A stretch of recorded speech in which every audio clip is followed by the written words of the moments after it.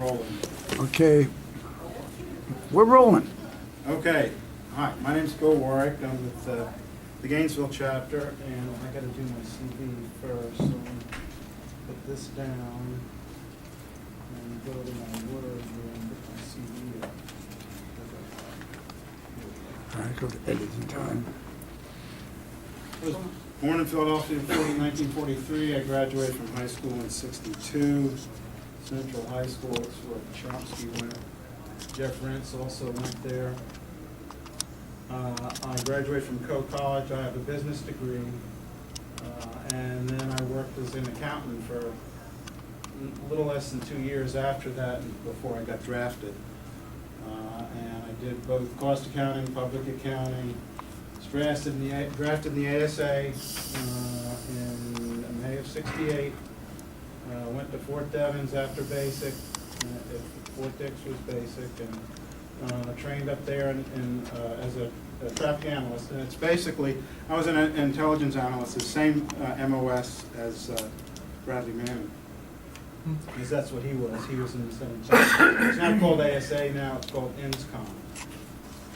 And I also, while I was there, I worked part-time and did tax accounting and public accounting. Then in June of '69, I went over to Shitoshi on Hokkaido, Japan. I was there for a year and a half. Left in late October. Spent part of October and November in Thailand. Then I ended up in Korea. Went to Pyeongtaek, then to Gangwon-do. After I got out, I went to Madison. Spent a summer there. Went to summer school with one of my best buddies from Shitoshi was from Kenosha. He was going to school then. And I went over there to visit him and stayed for the summer. Then I went to Temple in the fall, stayed and worked for 2 years, got another degree in psychology. Then I started medical school at Penn and finished in June '78 and went to Gainesville to do my residency. I was there did that 3 years. I was an independent contractor for a year, and then I started my own private practice in June of '82, so that's 30 years ago, and did that until I couldn't take it anymore. Then I joined a multi-specialty group, and I joined BFP the first night of Gulf War I in January 1991, so I've been doing this for a while. And I'll put the PowerPoint here.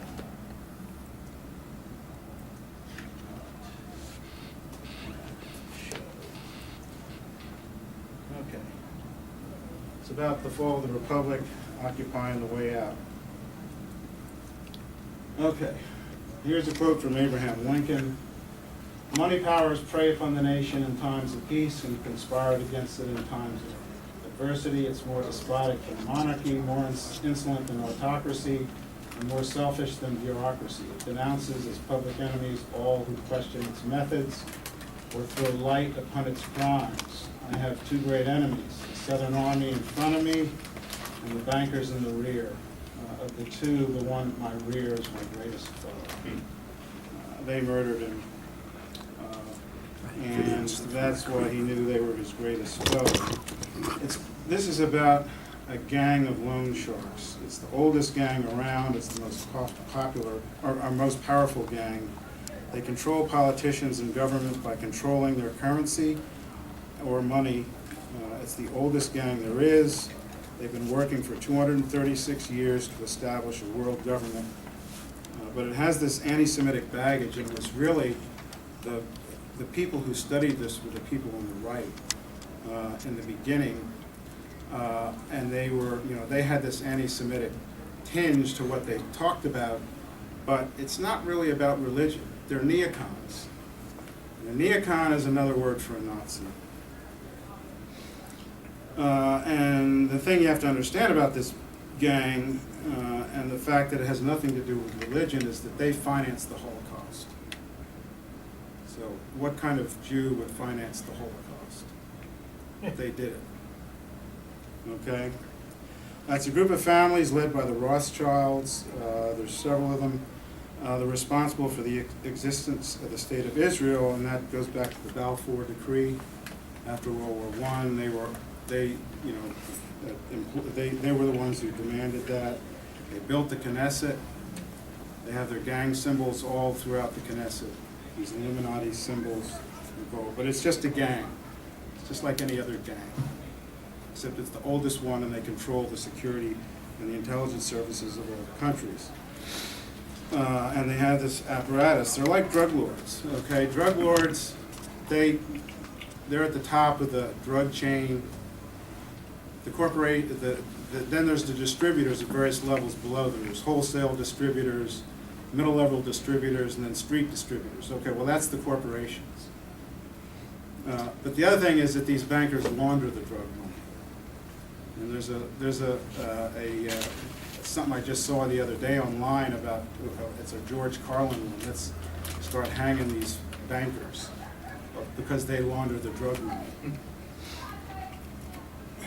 Okay. Those that control the present control the past and thereby control the future. The problem is that people forget history, and that's the big thing. This thing has been going along so long, it's going through so many generations that things disappear out of memory, every 10, 15, 20 years. The history of how they did this and took control is widely available, but people avoid looking at it. The founding fathers wrote the Constitution to keep the corporations out, and fought a revolution to control their money because these banksters were trying to control their money. There's numerous links within my doc files here that we can have if anybody wants it, that has all the links and it talks about all this. It's a confluence of sinister entities. There's secret societies. In the U.S., you have Skull and Bones, Quill and Dagger. There's various fraternities that are lower level, but Skull and Bones is the big one, and Quill and Dagger as well. And they're Quill and Dagger's at Cornell, and Skull and Bones, of course, is at Yale.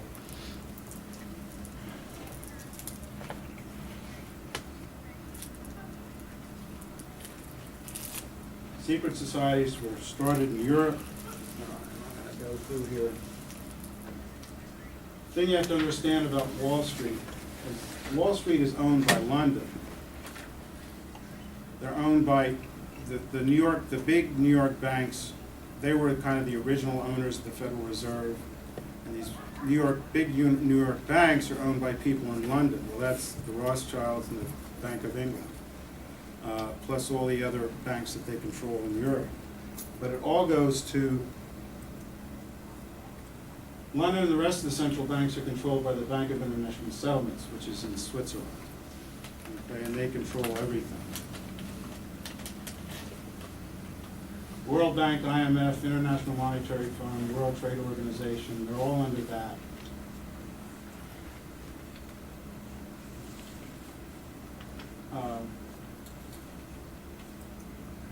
And they use deception, false flag terrorism to get what they want. And how the Republic fell. The Founding Fathers understood that the control of their currency was critical to be able to survive, and they were led by people like Ben Franklin, Thomas Jefferson, and their allies, who tried to keep these banksters and their bankster agents like Alexander Hamilton from getting a bank. From then until now, these banksters have worked to take control and achieved it in 2012 with the passage of the NDAA. Everybody knows what the NDAA is. What is it? National Defense Authorization Act. It was the new thing where, Obama controls everything. No one, he can control all assets, all resources of the country. He can take over anything whenever he wants to. And this is now presidential power that any president can use. And this coup of 212 was a paper that was written in 1994. It was commissioned in the Pentagon. This guy wrote it. He said what happened in 2012. And there it is. Are these the same banksters that were trying to recruit? Yeah, the questions will be at the end. Okay. The foundation was laid out with generation after generation of cultivation of the politicians, intelligentsia by the banks, and has created a vast population of debt slaves, and has confiscated their property just as Thomas Jefferson had predicted. they created a junk economics, which was developed by their web of various foundations, Rockefeller Foundation, MacArthur Foundation. There's a whole panoply of all these foundations. And this junk economics says that the health of the economy is dependent upon the banks making a profit. And so everybody thinks that the banks have to make money or else the whole economy is going to fall apart, which is wrong. All economics is local. John Perkins, did anyone go to the 2006 convention in Seattle? Remember John Perkins? He calls it mutant capitalism. The economic hitman. Yeah. This is enabled by construction of a national security state because they control the corporations, the politicians, and especially the media. You can just look at who owns the media. It's a bunch of neocons, basically. And as I said, it has nothing to do with their religion. It has to do with their neocons, and a neocon is another word for a Nazi. They control a massive military, industrial, intelligence, congressional complex that is attacking country after country, trying to control the entire planet and outer space so they can control all the resources. Bruce Gagnon's been talking about this for over 10 years. We had some teach-ins in Gainesville right at the time of the invasion of Afghanistan, and Bruce was talking then about surrounding Russia, surrounding China, which people have only caught on to this in the last year. Meanwhile, the Chinese have been beating the pants off the U.S. and the business world without a single soldier anywhere. None. That's part of the reason why we went into Libya was to prevent China from getting resources. It's the banksters. 2010 BFP convention in Portland, Maine. 2 very important workshops were given to form the basis of this. One was by Jay Jansen, International Bankers in War. All wars are started by international banksters was the theme. The document from that is in the links in the CD that I have that anybody can have if they want to at the end. I will cover these and subsequent wars. Alfonso Zesky and Richard Haight, they did an extensive review of 9/11, damning evidence of an inside job. He provided a book, Modus Operandi, 9/11 by Hal System, which lays out the basic scenario. VSP's Bruce Gagnon has an inside the cover review quote. There was a lot of supporting material and stuff that he gave out at the workshop. Okay, as I said, it's about history, and since I graduated from high school, which was American Graffiti year in 1962, there's a whole lot of stuff that's happened. 45 to 69, war in Vietnam starting in 45, National Security Act of 47, Korean War, Cold War, Operation Ajax, overthrow of Mossadegh, Cuban Revolution, Bay of Pigs, Cuban Missile Crisis, assassinations, attack on the Liberty, COINTELPRO, October Surprise of 68, Chicago 68, formation of EVAW in 67, Tet Offensive, 70 to 79, war assassinations, Watergate, Christmas bombing, secret wars, Kent State, Jackson State, the first 9/11 in Chile, Church Committee, hearings on assassinations, oil embargo, hostage crisis. 80 to 89, Reagan, Contras, and cocaine. That's what started it. End of hostage crisis, second October surprise, that was linked. I don't know how many people know about the second October surprise, but that happened in 1980. More assassinations, attempt on Reagan, the spitting myth, which was an invention, started in 1982 in one of these Rambo-style comic books. That's where the spitting myth started. We have a book out on our table that has the story of that by Jerry Lemke. It's a book. Let me get some more here. Important book by Oded Yanan, A Strategy for Israel in the 1980s. Grenada, S&L crisis, Iran-Contra, Iraq-Gate, invasion of Panama, collapse the Berlin Wall, collapse the Soviet Union. 90 to 99, Gulf War I, the second 9/11, which was in September of 91 after it was all over. H.W. Bush gave his New World Order speech to Congress. Blockade of Iraq, smashing of the Balkans by Congress and bankster IMF World Bank terrorist attack on Serbian Kosovo was then Waco, Oklahoma City, World Trade Center bombing number 1, which was a practice run for 9/11. Important book by Zbigniew Brzezinski, The Grand Chessboard, Project for New American Century, major planning document, Catastrophic Terrorism, Elements of a National Policy by Philip Zelikow and John Deutsch. This came out in 1998, and it was they already were planning the response to the big catastrophic terrorist element, which was 9/11. Would you explain what Well, the no, church what, committee? sure, the questions at the end, Oh. just hold it. The history of the Vietnam generation continued. 2000 to 2009, JFK Jr. assassination, stolen election, 9/11, Anthrax, invasion of Afghanistan, Pipelineistan, Guantanamo, Torture Incorporated, secret rendition, death of Osama bin Laden, murder of Rachel Corrie. That happened 3 days before shock and awe. Invasion of Iraq, founding of IVAW in 2004, sudden appearance of Barack Hussein Obama in 2004 at that convention. I was at the VFP in Boston convention right before that. Another stolen election. 7/7, Iraqi resistance, Abu Ghraib, color revolutions, economic collapse, bankster bailouts under threat of martial law. Another stolen election, Operation Cast Lead. Winter Soldier 2, reinvasion of Afghanistan. The drone war, the assassination of Paul Wellstone, coup in Honduras, attempted coup in Iran. 210 to 212, collateral murder video, WikiLeaks document dumps, collapse of the Eurozone, attack on Libya, Arab Spring, attack on Libya and Syria.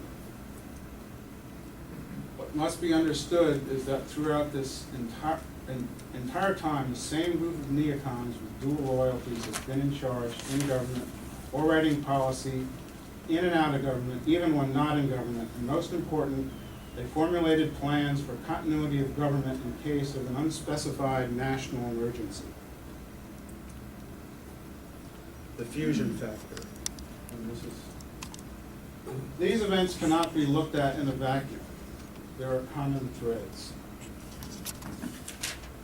The main common thread was told to us by Smedley Butler in his book, War is a Racket, and in his speech to the VFW, I think it was 1933, and he mentions Brown Brothers Harriman. Well, that means Bush, because Prescott Bush was a member of that, H.W. Bush also a member of that.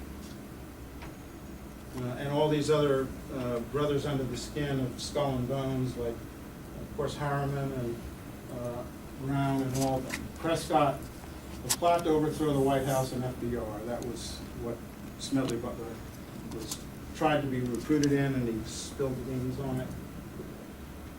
40s and 50s, Prescott, Union Banking Corporation and loans to Hitler. Wall Street financed Hitler. There's several links that I've got in all the documents about Wall Street financing Hitler. National Security Act of 1947, that was formation of the CIA by these people in Skull and Bones and other secret societies. Wall Streeters, secret society members did that. Skull and Bones, all three Bushes were in Skull and Bones. Quill and Dagger. Nixon appears in the 40s. Prescott Bush was his mentor. There's a picture you can find on the web of Prescott Bush and Nixon. And Nixon has this cowboy hat on, this big white cowboy hat. And Prescott, who's several inches taller than him, is adjusting the hat. Nixon is like, he's standing there at attention almost. And Prescott, Prescott is his sugar daddy. 60s, JFK murdered. H.W. Bush, Nixon, Hunt, all were in Dallas. George de Mohrenschildt was a friend of H.W. His name was in his address book. He was a roommate of de Mohrenschildt's nephew in college. Then there's the Bay of Pigs, the pot of oil, the Barbara and the Houston. That was all involved with the Bay of Pigs thing. Bush owns the pot of oil, the Barbara and the Houston were the two boats that they brought the people over on. And so that's him. And then, of course, Nixon and H.W. And that there's a book you have to read called Family of Secrets by Russ Baker that talks about H.W. Bush and his relationship to what was going on in Watergate. because you can't, Watergate was a mirage.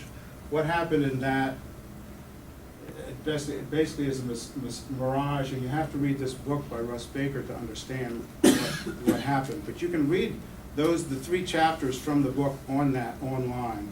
Russ Baker has a website called Who, What, Why, and he's an investigative reporter who wrote this book. It's excellent. I mean, it's Name of that? required, The Family of Secrets.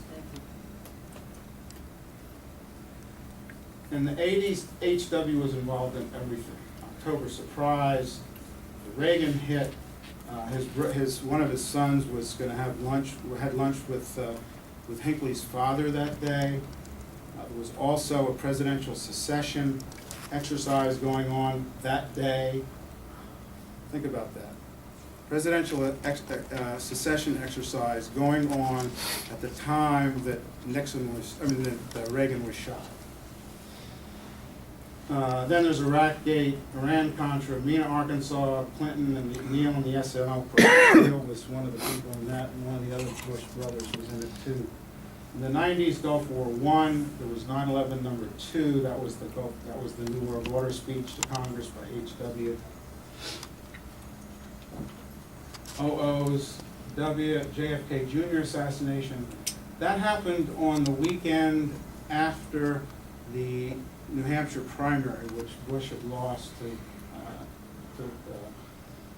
what's his name? Right, and so that Friday, it happened on a Friday night, the assassination. Bush disappeared on Friday and didn't reappear until Monday. Nobody knew where he was, and no one has said where he was during that time. But there's a link to a video called Assassination of JFK Jr. It's on a website called, I'm blanking on it, Brass Check TV. So you just go to Brass Check TV, just search that. They have different sections of the videos. One of them is assassinations, and it's got an hour-and-a-half documentary in there about that, and it was definitely an assassination. Stolen election, W and his cousin, on the morning after the election in 2000, W's cousin, who had a 1-month internship or something with Fox News, came on the radio early in the morning that day and said, and all night everybody thought that Florida had gone to Gore. He got on the TV the next morning at like 6 o'clock, something like that, and said, Florida went to Bush.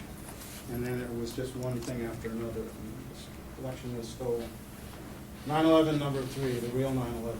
Marvin Bush, his security company provided security for the 2 airports where the planes left, plus the World Trade Center complex. He was on the board of the company. The fusion factor. All these events are fused together because there's so many common elements to all of them. A single explanation makes much more sense than different explanations. That's why Occam's razor. The Bushes of the crime family of America. This is a link to a page that shows all the things that they're connected with. They are agents of those banksters. They're the crime family of the country. It's the neocons. From the late 60s all the way to recent times, these same neocons have been in and out, mostly in or by the administration making policy. The history of them is chronicled in a BBC series of The Power of Nightmares, along with their Muslim counterparts. Huh?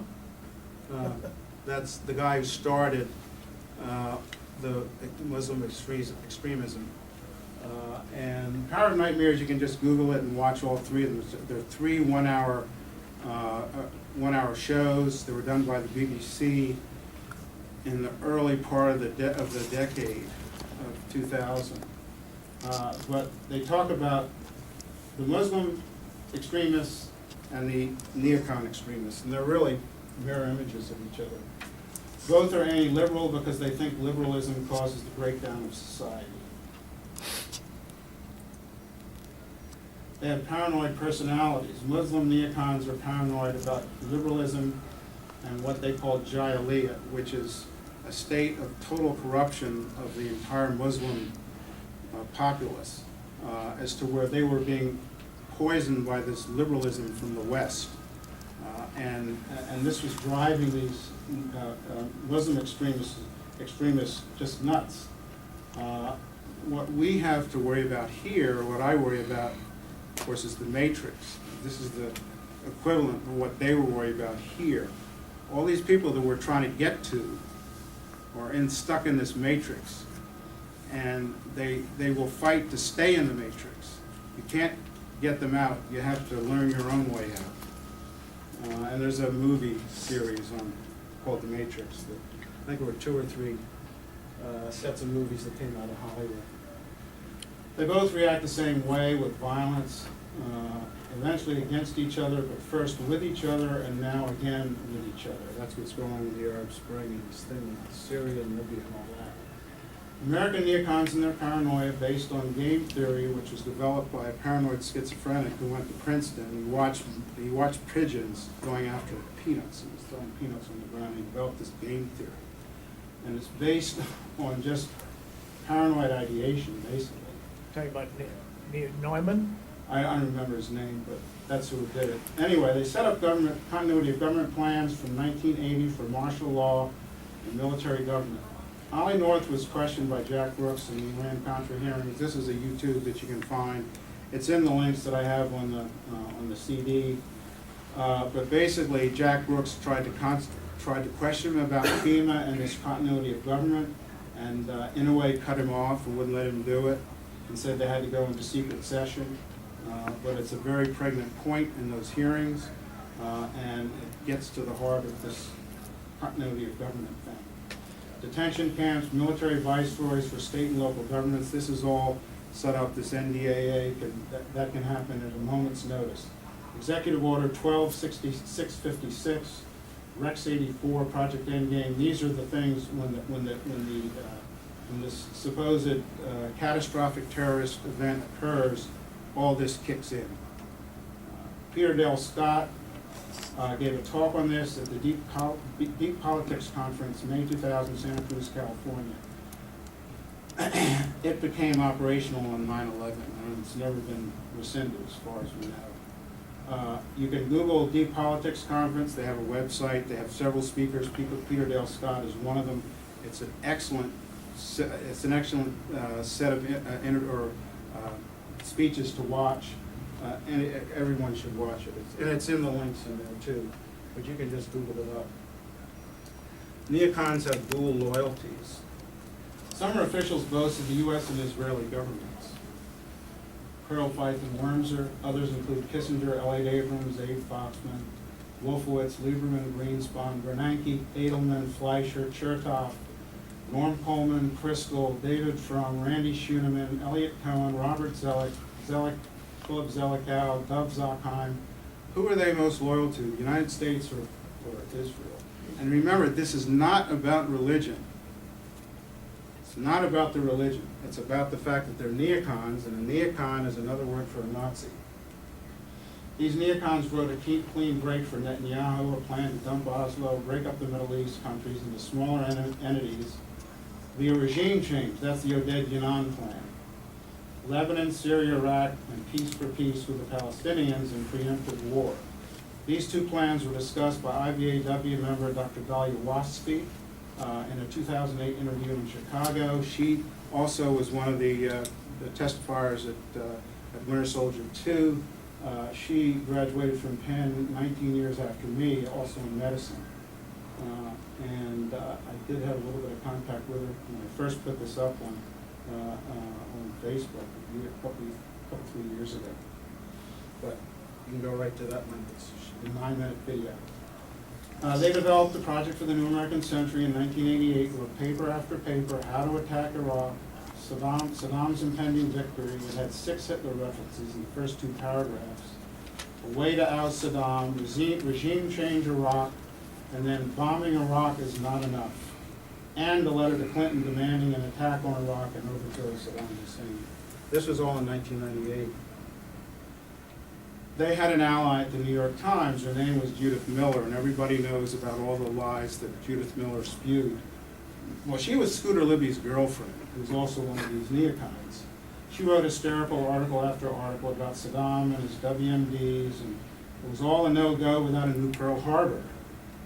But why were these neocons so hot to start major wars in the Middle East for the benefit of Israel? Because they are Rothschild Zionists. This is a short link by David Icke, and he talks about these Rothschild Zionists. But it's not, Zionism is not a religion, it's an ideology. So just make sure that understand that this is not about somebody's religion. The neocons rule by deception. They're disciples of Leo Strauss and George Hegel.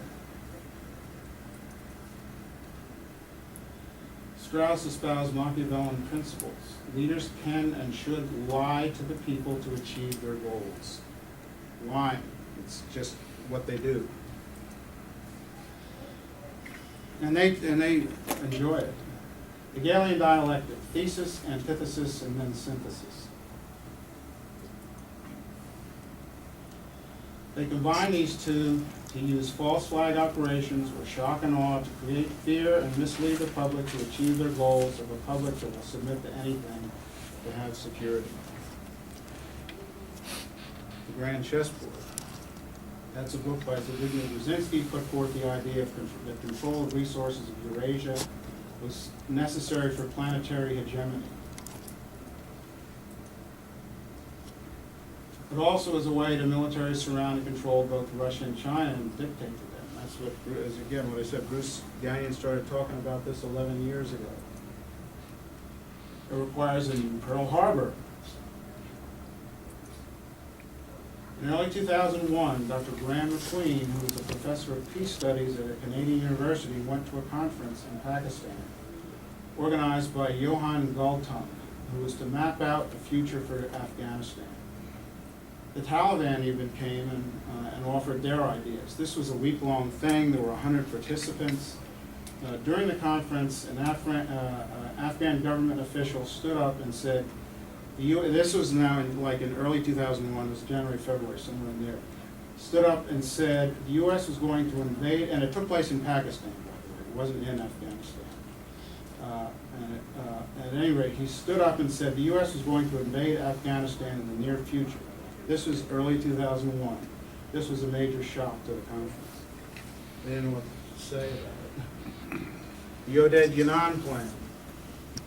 Oded Yanan was an Israeli journalist attached to the Foreign Ministry of Israel who wrote an article for Kagunium, the Journal of the World Zionist Organization, in 1982, which laid out in detail a strategy for the development of Greater Israel. And this is a link to that document, to the book.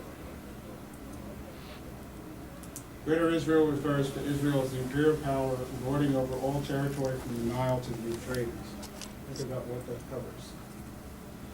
To accomplish that, all Arab states within that area must be smashed to pieces, ethnic or sectarian entities. After World War II, the imperial powers pieced together 19 Arab states, each of which had competing ethnic and sectarian groups, thereby weakening all of them. But people like Assad, were able to keep the lid on that, and the people got along in Syria for all these years, all these centuries, rather, thousands of years. It includes an exodus of Palestinians, the invasion and smash up of each state, which is occurring as we speak. Wesley Clark put wind of this plan in 1991, after Gulf War I, and again after 9/11. He spilled the beans on it in a 2007 speech to the Democratic Convention. This is a less than 9-minute clip. He talks about all the countries that are being taken over right now.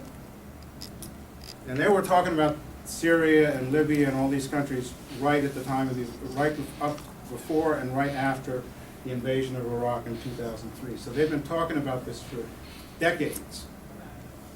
This is a decades-old plan. PNAC. The project of these neocons to instigate the invasion of Iraq, which is integral to the Oded Yanan plan and the Clean Break.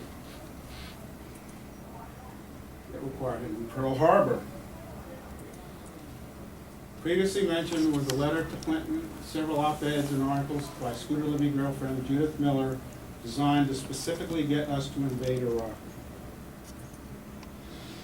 The neocons had set up continuity of government as previously explained, and then early in 2001, control of NORAD was placed under the vice president. That put Cheney in control of all response to hijacks. That took place on 6/101. This brings me to 9/11, which is simple as 1, 2, 3, and 1, 2, 3. And remember as I go through it that there was a circle of lies spun by these neocon traitors, the INC, Iraqi National Congress, and Israeli spies involved in weapons of mass destruction, Anthrax, Yellow Cake, Iraq, Osama bin Laden, the hijacker connection, Valerie plane exposures by Sibel Edmonds with the motive of invasion of Eurasia, Oded Yanan plan for the protection of Israel and set in motion regime change plans exposed by Wesley Clark, and the revelation that Afghanistan would be invaded by U.S. NATO before 9/11. 1, 2, 3. Building 7, collapse of Building 7 was announced on the BBC prior to the collapse, which is done by controlled demolition. It was about 20 minutes before the collapse was announced. It was also on CNN. There are explosions in the building in the morning, and firefighters are on video telling people to get away from the building just before it collapsed. That's the building in between the two. That's the Building 7. Building 7. Isn't it No, it's not two? in between. It's a couple hundred yards away. Nanothermite found in the debris of the towers explains the pictorial data of the steel beams, the persistence of molten metal in the hole for weeks after 9/11. Molten metal is, thousands of degrees. Amerithrax is the key to 9/11. It is known to be an inside job that has structural and historical parallels to 9/11, and the hijackers were sheep-dipped months before 9/11 to take the blame.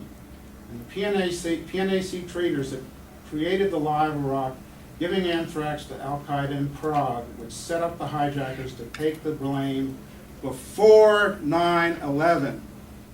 They were set up. Everybody was set up and fell for it. These hijackers were set up before 9/11 to take the blame for anthrax. The smoking gun. Which anthrax? Where's All anthrax? of them. All the anthrax attacks. 9/11 and Amerithrax are joined at the hip. Amerithrax was an inside job. The FBI says that. We know it. Who calls it Amerithrax? Well, I call it. It's anthrax. The anthrax attacks. Just, Therefore, 9/11 was an inside job because they both were. everything here is made up. Therefore, 9/11 is an inside job. 1, 2, 3. Everything here is made up. Not necessarily. Attack on the Liberty, Dead in the Water. This is a documentary that just came out. Was on Information Clearinghouse right at the anniversary, which is the 45th, a month ago, or 2 months ago now. This is the video of it. It's about an hour and a half. It goes through the entire thing. We were about to drop a nuclear weapon on Cairo, and they had to be called back.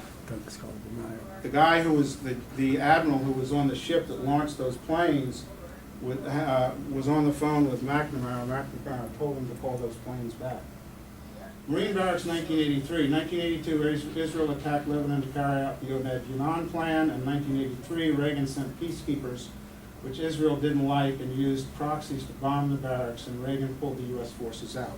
Reagan wanted to actually keep peace, but the Israelis didn't want that, and that's why that happened.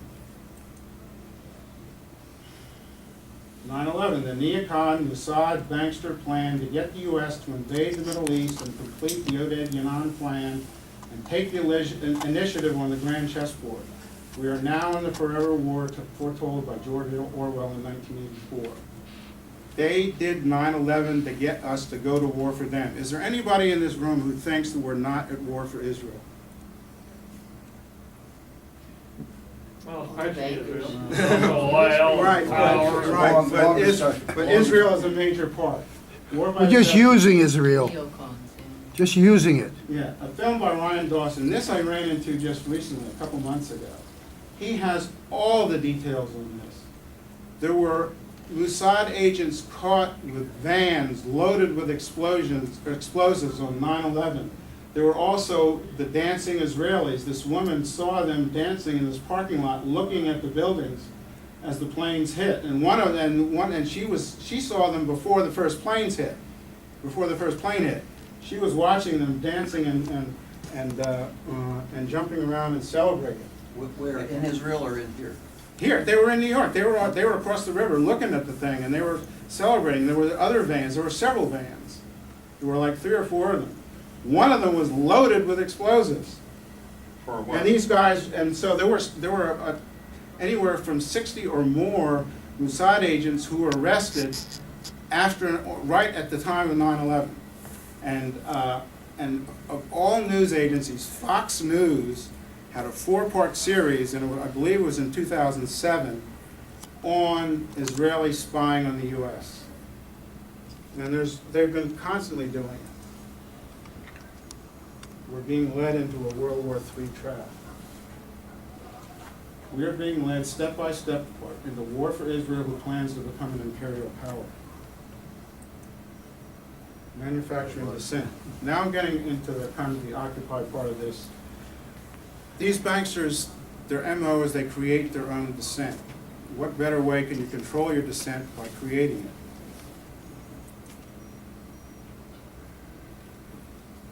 Outpour and canvas were begun back in the late 90s when we took over Serbia. They basically tell people how to organize, set up demonstrations, and bring down a government. And that's what's happening with the Arab Spring. And these people are advisors to everybody in the Arab Spring and Occupy Wall Street. Occupy Wall Street was a project of Adbusters, which is a George Soros foundation. This is how they do it. This is a picture, or this is a link to a picture of a Twitter network that involved one of the, I'm not sure, I don't remember which one of the events that it was a Twitter feed for, but it was one of the Occupy events, and it had this network, because everybody in Twitter, they go to a common place, and that's where they contact to, and that's how they run their all their information. So as I said, Twitter and Facebook were created by CIA, FBI, and NSA people to, which it saves them a whole bunch of money in what they do, because they know everything about everybody. The way out. Move to amend. There's a problem with this now, and it relates to this Chick-fil-A thing, which came up a couple of weeks ago.